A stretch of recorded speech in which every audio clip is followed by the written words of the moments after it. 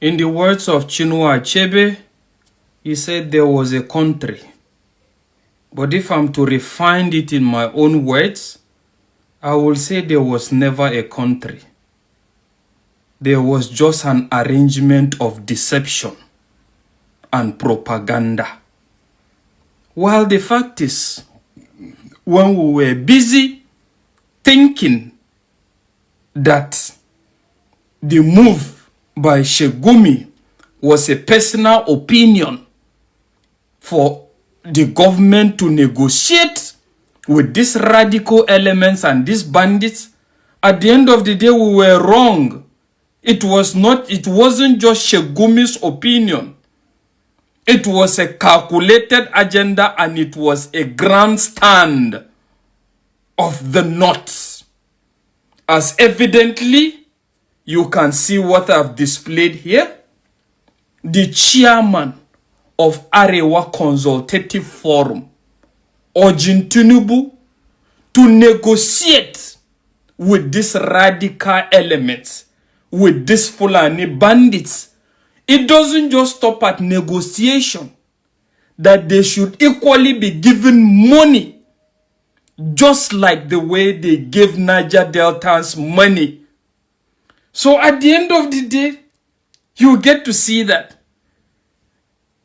we were actually thinking it was something of a personal opinion and it doesn't reflect reality. But now it's obvious. But this now brings us to the question, how did we get here? Secondly, how we go take commot for here?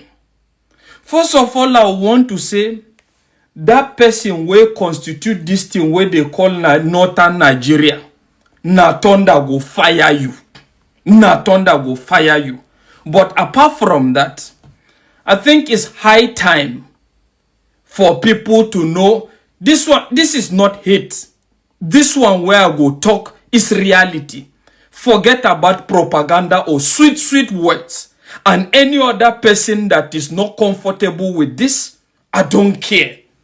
But the fact is, it's high time for people to define themselves and stand for whatever reflects the true definition of their selves.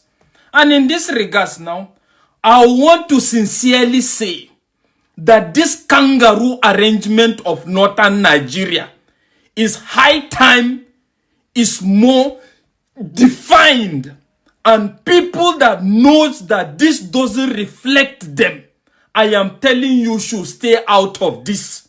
You need to stay out of this. Talking about this now, I want to tell you that I am telling you sincerely, no, God. This Northern Nigeria, it no go stand like this again. I am telling you. And that is why I'm now wondering, where is the Middle Belt Forum in this regards? Is the statement of this Arewa Consultative Chairman your stand as well? And why have you been sleeping? It's obvious now that no matter how you try to promote togetherness, I am telling you, there is nothing like togetherness. There are people in this country that have agenda and they are working towards that agenda. And it's evidently showing. And let's ask ourselves, when you say these people should be compensated the way they compensated the Niger Deltas, are you telling me what the Niger Deltans did is the same thing that these radical Fulani bandits are doing? Is it the same thing? What were they fighting for in the Niger Delta? They were fighting for degradation of their land and marginalization, and the fact that despite that this part of the region contributes the #1 percentage, the highest percentage in regards revenue, they feel that they should be more considered. But now let's ask ourselves this question. What are these radical Fulani bandits fighting for? All of a sudden you wake up and you decide to start fighting each other, and you are now bringing flimsy excuses of the fact that the government have not sent you to school, there is poverty or whatever. Tell me that one entity that is the government that sent them to school. And tell me if there are no schools in the north, and why did they refuse to attend that?